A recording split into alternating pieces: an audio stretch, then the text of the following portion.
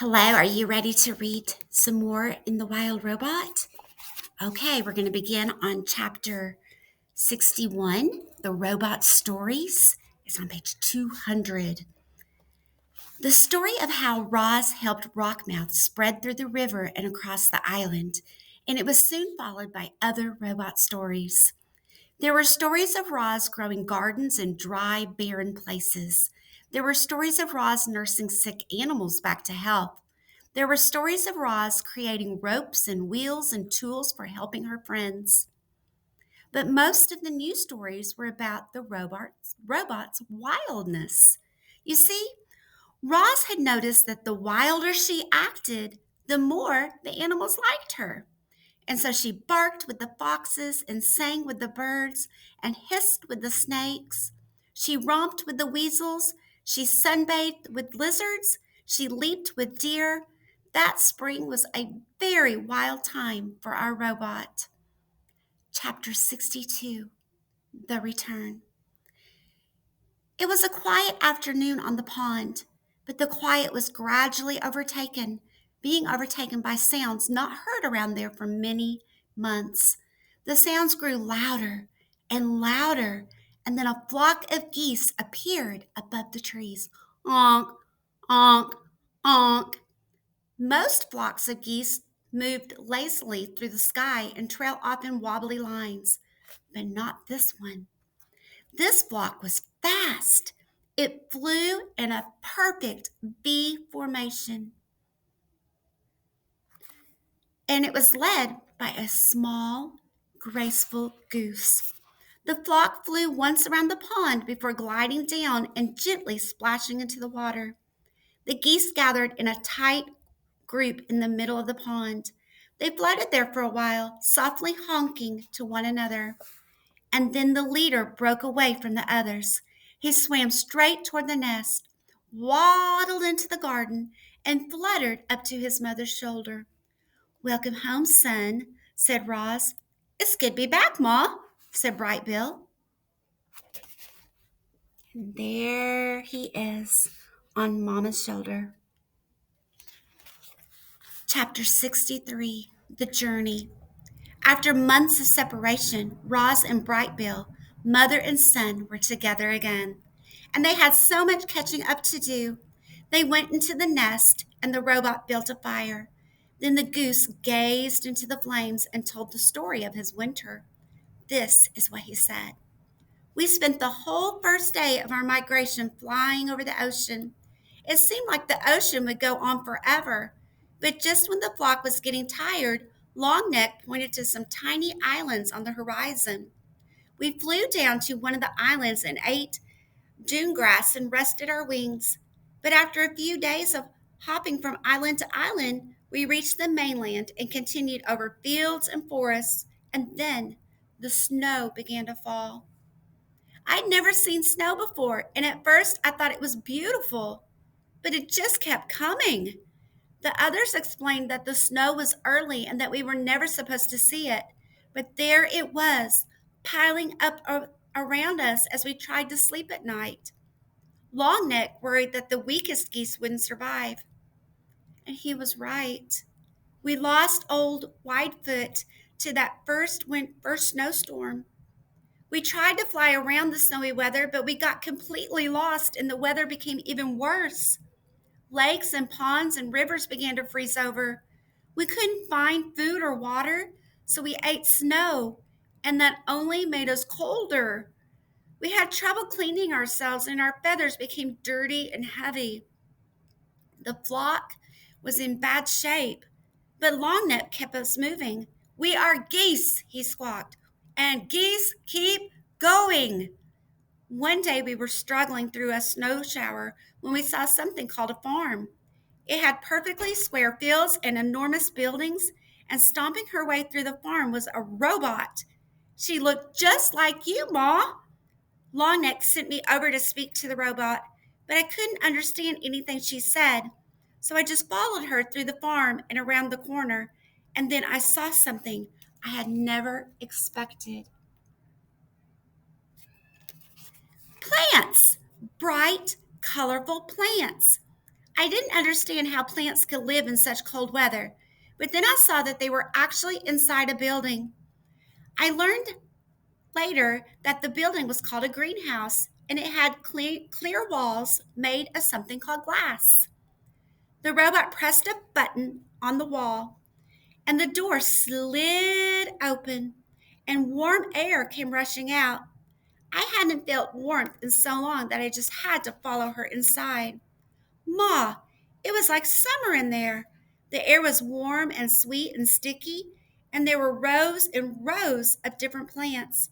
The robot didn't pay any attention to me, so I wandered around the greenhouse, nibbling on leaves and drinking from puddles. Then I heard a scratchy voice behind me.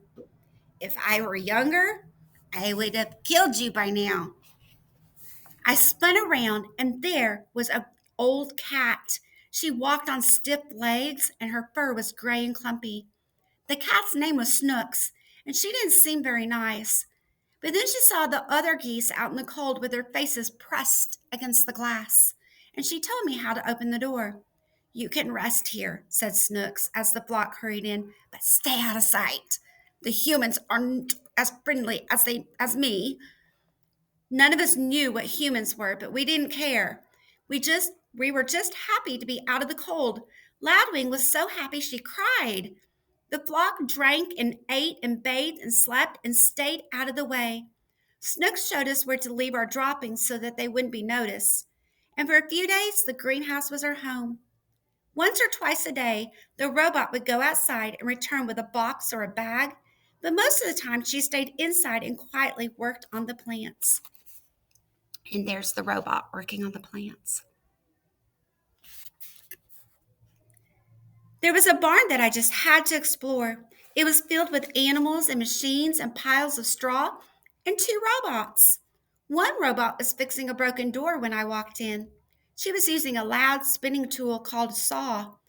She pushed the saw through a long piece of wood and dust shot out into the air. Everything was going smoothly until the saw suddenly lurched forward and sliced right through three of the robot's fingers. But she was fine. A minute later, there was a thwomp sound as she popped on a new hand. Then she went right back to using the saw again. The other robot worked with the animals, chickens, sheep, pigs, and cows. They were all in cages. I was explaining that I'd never had a cage when I heard a panicked squawks coming from the greenhouse. I ran back and found that a human had discovered the flock. We didn't know what he was saying, but he looked really angry. Longneck tried to defend us. He got in front and spread his wings and honked, but the human wasn't afraid. He pulled out a shiny stick and pointed it right at Longneck. Snooks hissed, "Look out! He's got a rifle!" And suddenly a bright beam of light shot out from the rifle and Longneck slumped to the floor. He was dead, Ma! The flock was so scared we fluttered around and honked and knocked over plants, but the human kept moving toward us. He pointed his rifle. So I pecked at the button to open the door and we ran outside into the cold and flew away from there as fast as we could. Without Longneck, the flock needed a new leader. Everyone wanted me to lead. I didn't know what to do, so I started by repeating Longneck's words. I squawked, "We are geese, and geese keep going." Then I took the point, and the flock spread out behind me.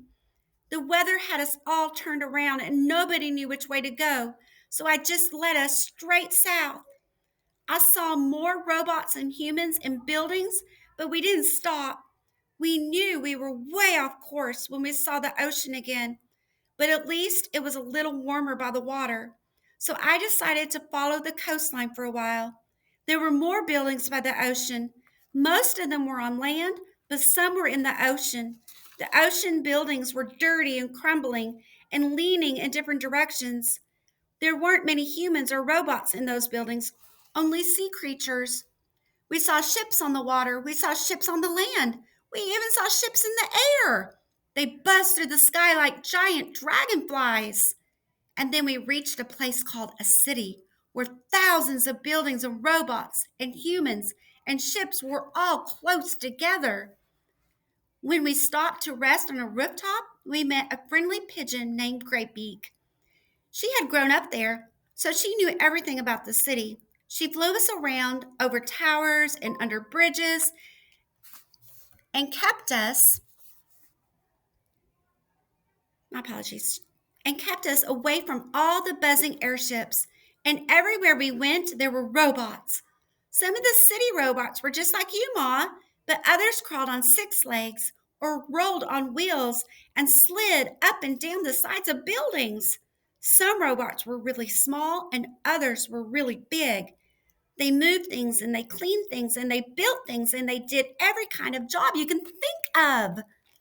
Greybeak brought us down to the ledge on the side of a building and told us to look through the windows. Inside was a family of humans, and they had a Roz robot. When we looked into other buildings, we saw other humans and other robots. Every human seemed to have a robot. I told Greybeak about you, Ma, and she wanted to show us one last place. We flew out to the edge of the city to a really big building called a factory.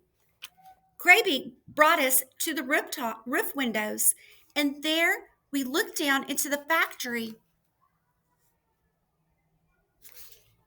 And we saw machines building sparkling heads and torsos and limbs. The factory was building robots. A machine held up a robot torso and put two legs under it, and they snapped into place. It put feet under the legs, and they snapped into place. It snapped arms into the shoulders and snapped hands into the arms, and a head was snapped onto the top, and the robot was finished. Ma, the robot looked just like you. I think the factory is where you were built. I wanted to watch more robots being built, but it started snowing again. So we said goodbye to Greybeak and continued flying south. We saw fewer robots and humans and buildings and ships. The air became warmer and the snow disappeared. We started seeing other flocks of geese in the sky. So we followed them into the middle of the wide grassy field where there was a lake and hundreds of other geese. We had finally reached the wintering grounds. After all we had been through together, our flock had become very close.